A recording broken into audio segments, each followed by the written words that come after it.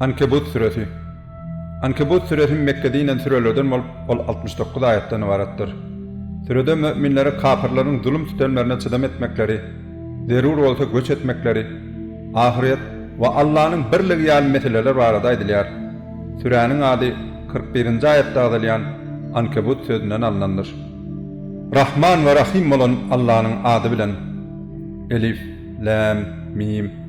İnsanlar dine biz iman getirdik diyenleri bilen sine edilmezden goýberler öýtdilermi? Biz olardan öňkileri hem sinadan geçiripdik. Taky Allah dogrusyny aýdýanlary da imanlaryna wefaly bendeleri de yalan sözleýänleri de bilýändir.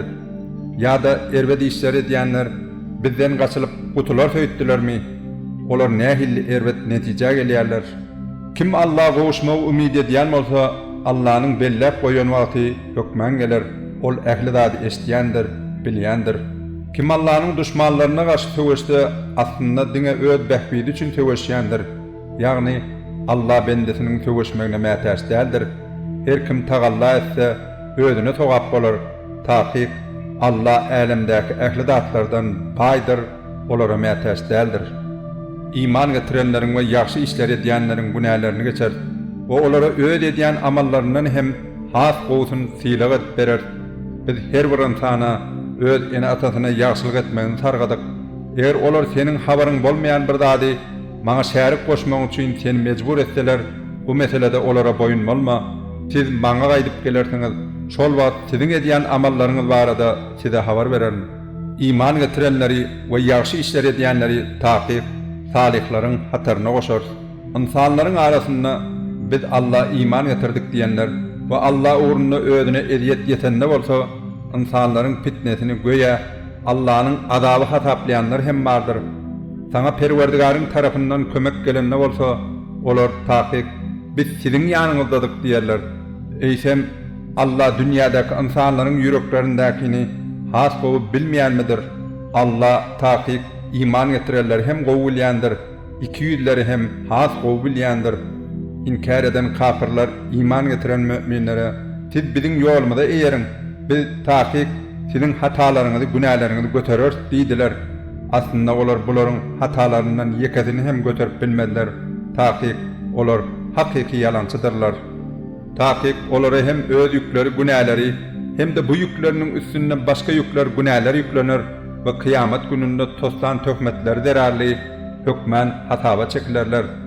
Biz Nuhy hem öz kowmuna peýgamber edip ýiberipdik.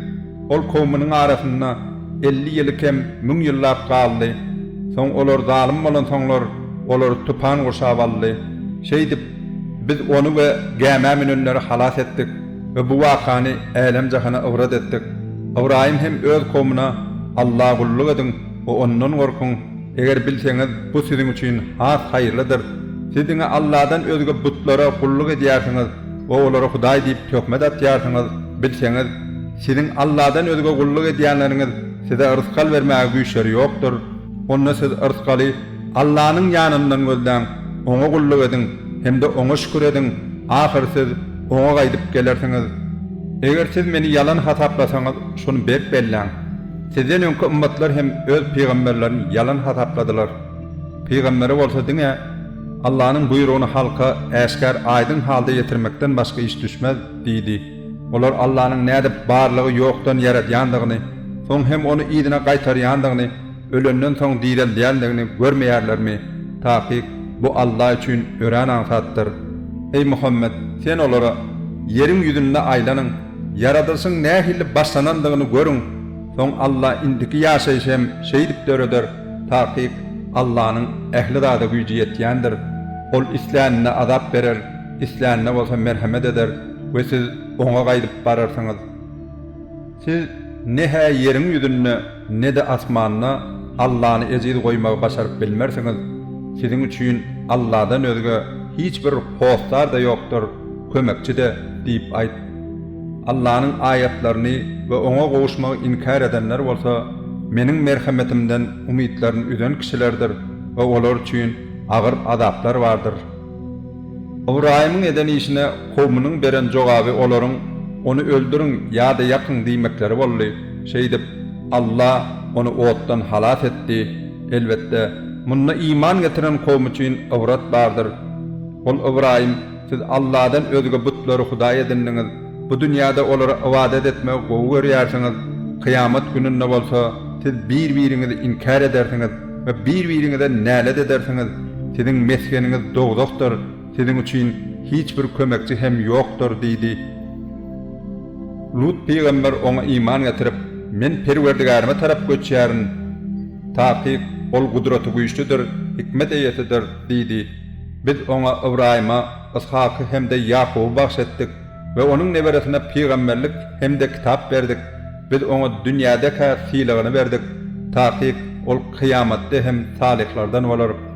Lut hem öz kowmuna, siz älemleriň içinde sizden öň hiç kimiň etmedik bir hayalyny edýärsiňiz. Siz Allah'ın bu duydurşundan soň hem henide erkeklere hucu bilen seredip, talaňçylyk edip, yol kesip, üýşmelenlerde bir hayalyk etmegi dowam etdirmekçi bolýarsyňyzmy diýdi.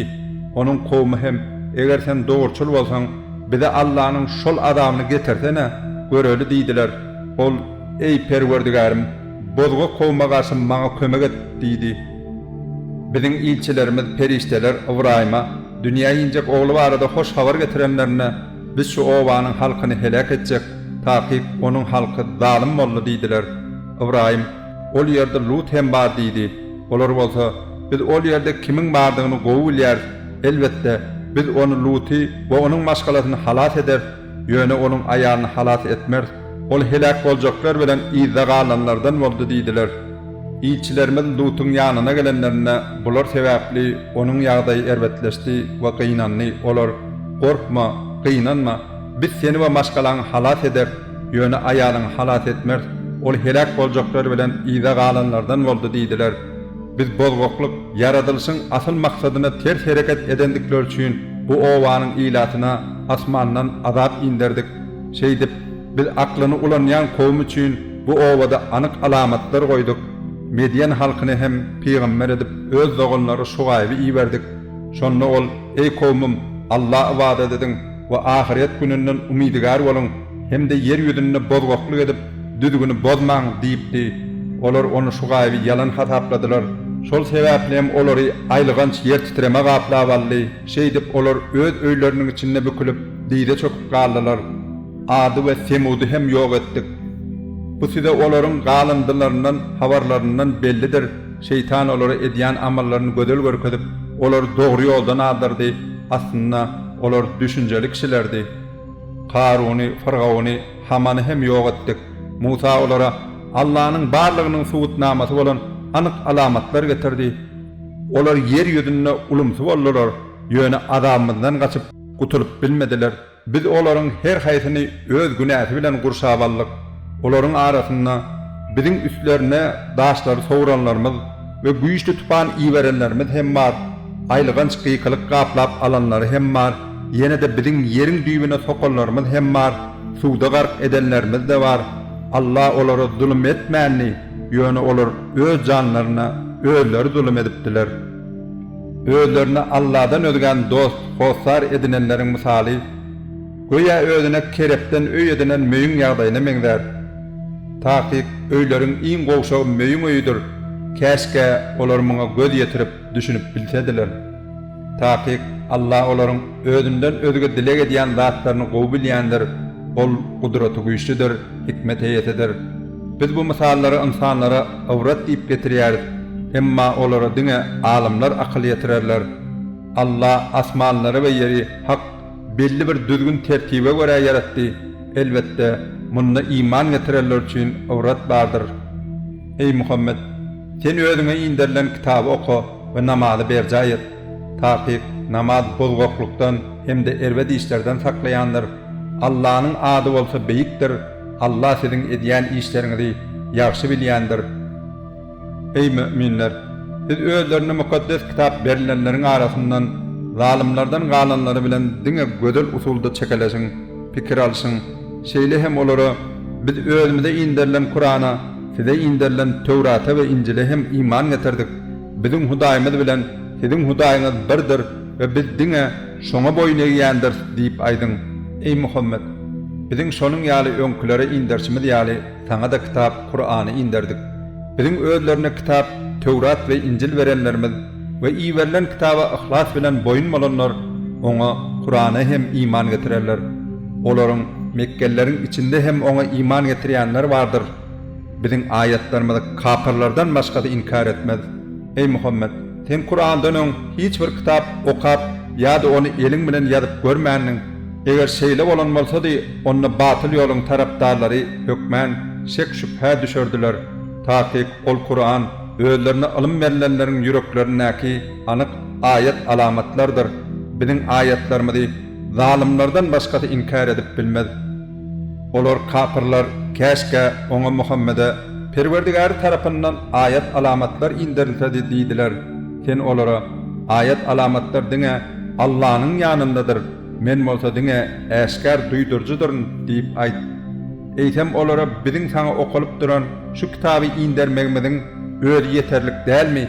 Taqiq munna Kur'an'a iman getiren kowum üçin merhamet ve ýatlama bardır. Sen olara Allah menin bilen senin araňyzda yeterlik şaýatdyr. Ol asmanlardaky we ýerdaky ähli zady bilýändir. Batyla boyun bolup Allah'ny inkar edenler bolsa ziyan görjeklerin bu sözleridir diýip aýt. Ey Muhammed, olar Mekkeli kapırlar senden adabyň tiz gelmegini soraýarlar. Eger adab inmek üçin bellenden möhlet bolmasa da elbette olara adab dessine gelerdi. Taqiq bu adab olara oslamadyk wagtlary duýdansız geler. Olar senden adabyň tizden tiz gelmegini soraýarlar. Taqiq dowda hody kapırlary gurşabalar. Ol kıyamet gün adab olary üstlerinden we ayaklaryň aşagyndan gurşabalar ve ol eden etmişlerinin acı netijesini dadın diyer. Ey iman getiren kullarım, taqiq menin yerim giňdir. Onna siz diňe maňa wada edin. Her bir canly barlyk hökmen ölüm şerbetini dadar. Soň siz bize gaýdyp getirlersiňiz. Biz iman getirenlere we ýaxşy işler edenlere cennette aşagyndan deryalara kyan otoglar gurar. Olar şol ýerde baqy galarlar. Ýaxşy işleri edenleriň fiýligi nähille ajaýypdyr. Olar özlerine edilen cebirdir tutemlere sabır ettiler ve özlerinin perverdigarına bil bağladılar. Öz imit ırskalını götürüp ertiriyeceğini tapıp bilmeyen ençeme candarları vardır. Olara da size de ırskal veriyen Allah'dır. Ol ehli zady eşitýändir, bilýändir. Eger sen olara asmanları ve yeri yaradan günü ve ayı öz kanununa boyun eden kimdir deyip sorasaň, olar taqiq Allah'dır diýerler. Onu olar nire öwürleýärler. Allah öz gullarynyň içinden isläni ırskaly bol edip berer, isläni de ırskaly daraldyr. Taqiq Allah ähli zady bilýändir. Ey Muhammed, eger sen olara asmandan suw indirip bu suw bilen ölen ýeri öleninden soň direlden kim diýip sorasaň, olar taqiq Allah diýerler. Sen Allah hamd sena bolsun diýip yok, olaryň köpsi aklyny ulanmaýarlar. Bu dünýä ýaşaýşy diňe güýmenjeden we oýundan ibaretdir. Ahiret ýurdu bolsa hakyky ýaşaýyşdyr. Keşke bu hakykaty bilsediler. Olar gäme menenlerine gark bolmakdan gorksalar, Allah üçin ihlas bilen dile ederler, ýalvararlar. Allah olar halat edip uğru ýere kenara çykaran madyna bolsa, olar eýýäm Allah şärik goşýarlar. Beren zatlarymyza bigadyrlyk edibersinler we olardan peýdalany bersinler wakaly. Onuň jedatynyň agyrdygyny tiz wagtda bilerler. Olar öz töwereklerindäki adamlar talaňa duçar bolup durka, bizim hormatly ýere käbäni asuda edendigimizi görmedilermi?